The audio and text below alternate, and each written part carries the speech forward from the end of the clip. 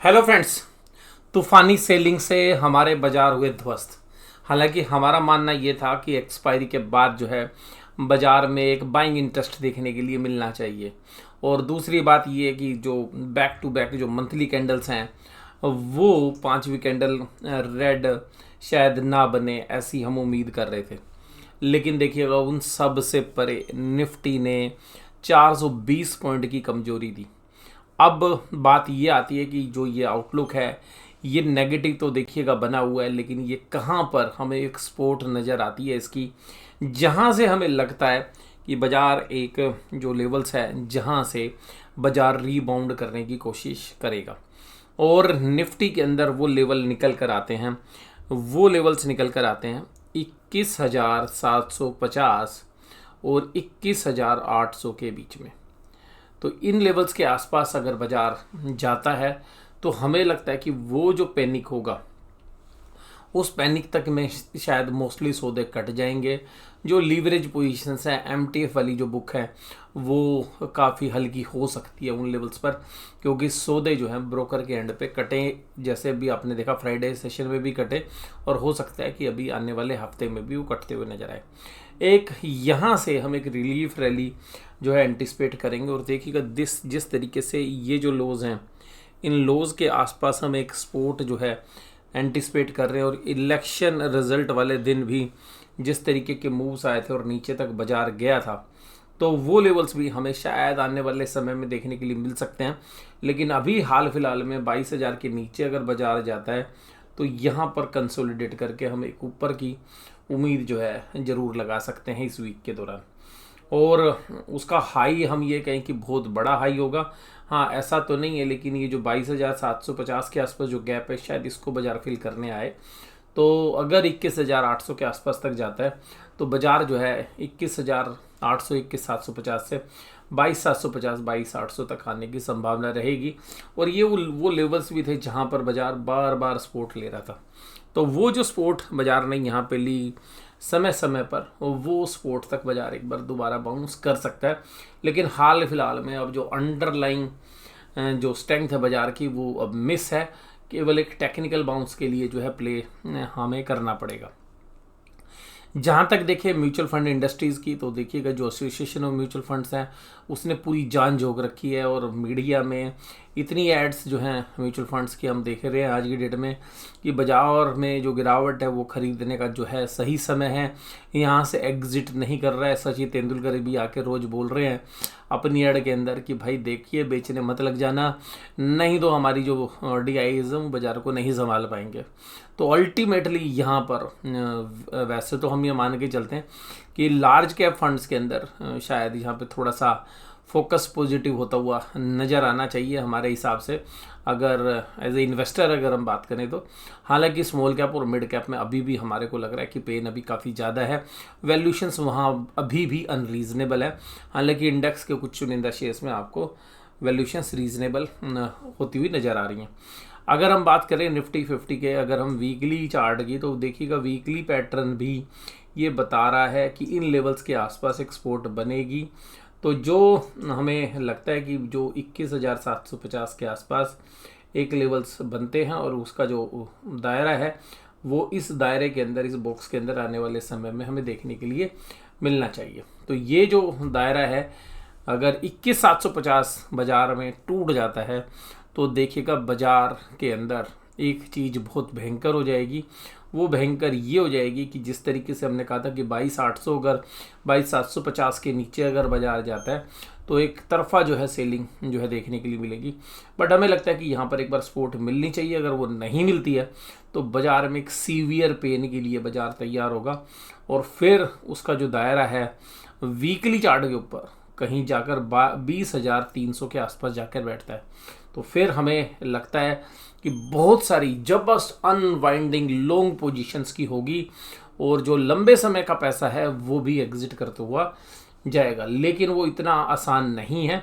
Weekly candle ये suggest कर रही है कि, और जो हमारी अपनी स्टडी है वो भी एक सजेस्ट कर रही है कि 21,750 21,750 से लेके 21,800 के बीच में बाजार में एक अच्छी सपोर्ट मिलनी चाहिए।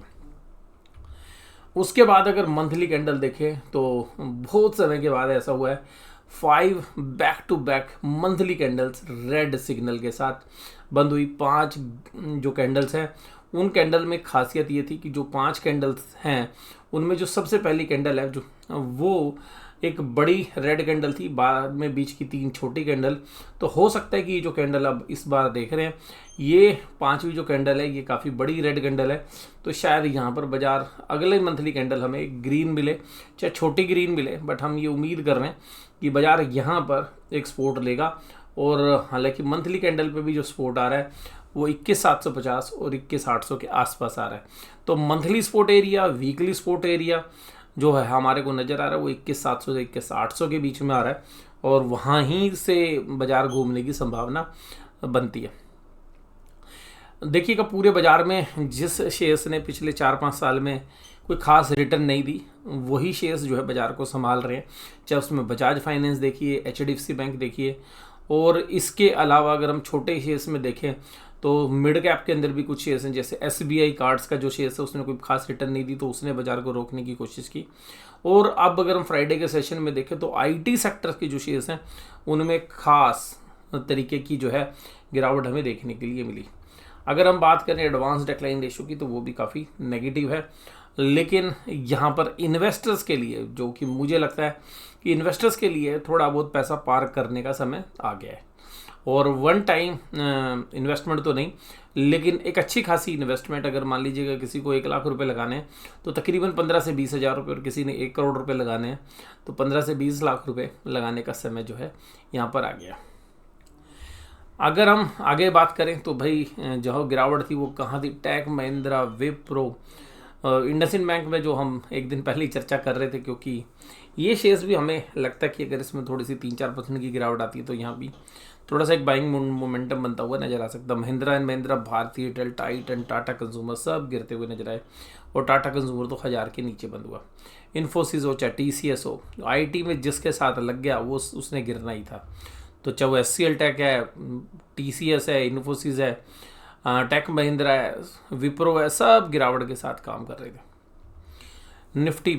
निफ्टी बैंक ने देखिएगा फिर भी काफ़ी स्ट्रेंथ दिखाई। जिस तरीके की सेंसेक्स में निफ्टी में गिरावट थी, निफ्टी 400 पॉइंट गिरा और निफ्टी बैंक मात्र 399 पॉइंट। मात्र इसलिए कह रहा हूँ कि एक निफ्टी बैंक के स्टॉक्स में एक स्ट्रेंथ जो है देखने के लिए मिल रही है।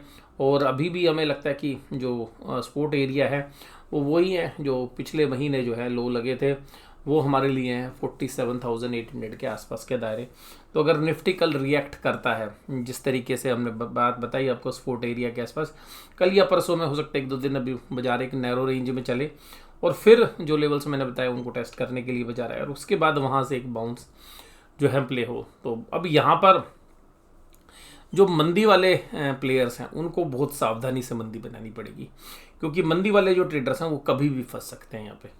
क्योंकि बड़े प्लेयर्स क्या करते हैं कि एक माहौल बना देते हैं बहुत बड़ा मंदी का, और ज़्यादातर जो ट्रेडर्स हैं वो मंदी की पोजीशंस बना लेते हैं FNO में, और फिर बहुत बड़ा अप मूव जो है आता है तो वो जो सारे शॉर्ट सेलर्स हैं उनके स्टॉप लॉस कटने शुरू हो जाते हैं। और जितनी मंदी होती है तो लोग लेवल्स को भूल जाते हैं और जिन लेवल्स पर वो बाय करते थे उन लेवल्स पर अब सेल करना शुरू कर देते हैं।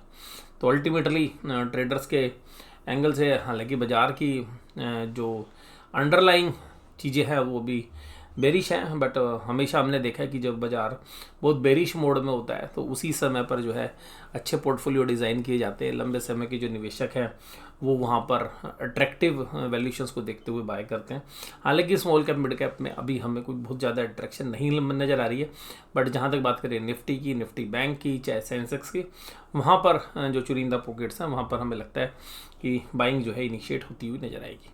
निफ्टी बैंक में अगर हम वीकली कैंडल्स देखें तो वीकली कैंडल्स में भी जो एक मेजर बॉक्स थ्योरी को अगर हम देखें तो अगर निफ्टी में यहाँ पर भी हम सपोर्ट देखें तो 47,700-800 के आसपास है, तो वो लेवल्स हमें लगता है कि रहने चाहिए। अगर वो नहीं होल्ड होते हैं तो फिर एक नया दायरा निफ्टी बैंक के लिए भी खुल जाएगा। तो वहाँ पर निफ्टी बैंक के लिए तो पेनफुल होगा ही, लेकिन वो मुझे लगता है कि अगर 47,800 यहाँ पर टूट गया निफ्टी बैंक में, तो फिर निफ्टी बहुत बड़ी क्राइसिस में फंस जाएगा, क्योंकि निफ्टी को अभी भी जो होल्ड करा रहा है वो निफ्टी बैंक के शेयर्स ही होल्ड करा रहे हैं, या जो फाइनेंशियल्स हैं, बजाज फाइनेंस जैसे या बजाज फिनसर्व जैसे जो शेयर्स हैं वो कुछ ताकत दे रहे हैं। अल्टीमेटली अगर मंथली कैंडल पे भी देखें तो मंथली कैंडल में भी जो सपोर्ट आ रही है वो वहीं पर है 47,008। तो मंथली हो चाहे वीकली कैंडल्स हो, सिमिलर लेवल्स पर सपोर्ट जो है दिखा रही हैं। इसके बाद अगर हम देखें तो HDFC बैंक में स्ट्रेंथ थी, AU स्मॉल फाइनेंस, बाकी सभी बैंक गिरावट के साथ काम कर रहे थे। FIs ने देखिएगा पूरा दम लगाकर माल बेचा है, 11,600 करोड़। DIs ने भी पूरा दम लगा के माल उठाया है, लेकिन उसके बावजूद भी वीकनेस बाजार में HNI इन्वेस्टर्स की तरफ से आ रही है, जिसको मिस्टर इंडिया कहते हैं, वो अब थोड़ा सा वीक पड़ता हुआ नजर आ रहा है। और FIs ने इंडेक्स फ्यूचर्स में भी सेलिंग की, इंडेक्स ऑप्शन में भी सेलिंग की। हालांकि स्टॉक फ्यूचर्स में एक अच्छी खासी बाइंग जो है अपनी हेजिंग बनाई हुई है, जिसको देख के लगता है कि बाजार कहीं पर भी एक अच्छा अप मूव देगा। और जहां पर MTF के सौदे या जो लीवरेज पोजीशन है उनके सौदे जैसे ही कटने शुरू होंगे, और क्योंकि सेंसेक्स में और निफ्टी में काफ़ी पेन है, जो लॉन्ग टर्म ट्रेडर्स हैं, वो सॉरी जिनकी लॉन्ग पोजीशंस हैं ट्रेड्स के अंदर, वो काफ़ी क्राइसिस में। अगर मान लीजिए बाजार यहाँ से भी जाता है तो बाजार में पहले जो पोजीशंस हैं लॉन्ग वालों की, वो बाजार को ऊपर ज़्यादा जाने नहीं देंगे, क्योंकि वो पोजीशंस फंसी हुई हैं। तो फंसले वाले लोग पहले निकलेंगे, फिर कोई डायरेक्शनल मूव जो है आ सकता है। निफ्टी भी देखिएगा हमें ओवरसोल्ड लग रहा है। बैंक निफ्टी हालांकि अगर हम देखें तो कंफर्टेबली पुट कॉल रेशो 1 के आसपास जा सकती है। तो निफ्टी बैंक में ज़्यादा स्ट्रेंथ है एज़ कम्पेयर टू निफ्टी। और डाउ जोन्स ने भी तकरीबन 600 पॉइंट की तेज़ी दी है, तो ये थोड़ा सा रिलीफ है। गोल्ड जो है 84,000 के आसपास है, तो थोड़ा सा गोल्ड भी सॉफ्ट हुआ है। और वहीं पर सिल्वर की बात करें तो सिल्वर में भी थोड़ी सॉफ्टनेस देखने के लिए मिली, 94,000 के आसपास। ब्रेंट क्रूड 72 के ऊपर है। ऑप्शन ट्रेडर्स को भी अगर हम देखें तो कॉल राइटर्स काफ़ी एक्टिव हैं, लेकिन कोई अनवाइंडिंग पुट में भी कोई खास हमने देखी नहीं है। ऊपर की जो पोजीशन थी वो अनवाइंड हुई है ज़रूर से ज़रूर, जो 22,400 22,500 के आसपास पोजीशन बनी थी। निफ्टी बैंक के अंदर अनवाइंडिंग कम है और ओपन पोजीशंस भी काफ़ी कम है, क्योंकि मंथ की शुरुआत थी, तो इसलिए कोई बहुत बड़ी पोजीशंस नहीं है। आज की इस वीडियो में बस केवल इतना। वीडियो देखने के लिए धन्यवाद। Thank you very much.